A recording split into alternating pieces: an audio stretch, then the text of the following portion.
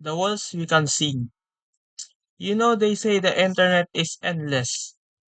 Like an ocean without a shore. It's a bridge that never closes. But here's the things what happens when the door of the library are left wide open. Think about it. Your name, your secret, they're not just yours anymore. They're floating around up there, turned into number, sold up whoever willing to pay. And the scary part, you'll never even see the eyes watching you. Privacy. It's not some fancy farm for nothing to hide. It's the lock on your front door. It's the curtains you close before bed. It's diary you don't let anyone touch. Without I were just exposed, living in glass houses while the whole world stores in. Insecurities that the shield, the guard of dog at the gate, the alarm that shout not today. It is paranoia. It's a protection because with password every pause, every little click is a doorway.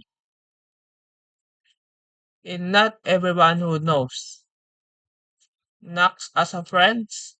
See one weird word that's not just a mistake, just an open invitation.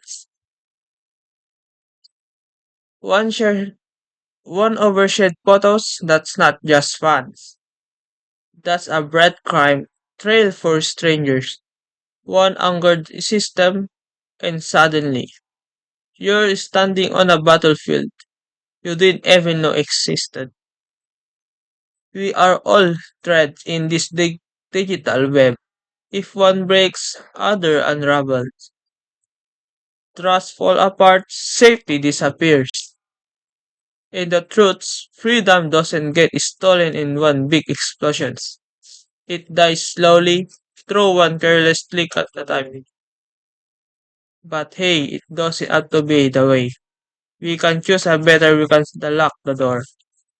We can guard the wall. We can stitch a protection defense.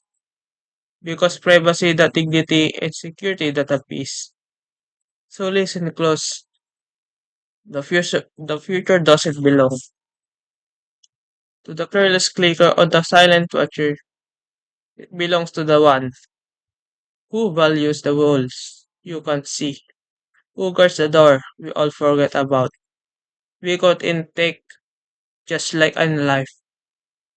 Our freedom survives if we protect our privacy and our security.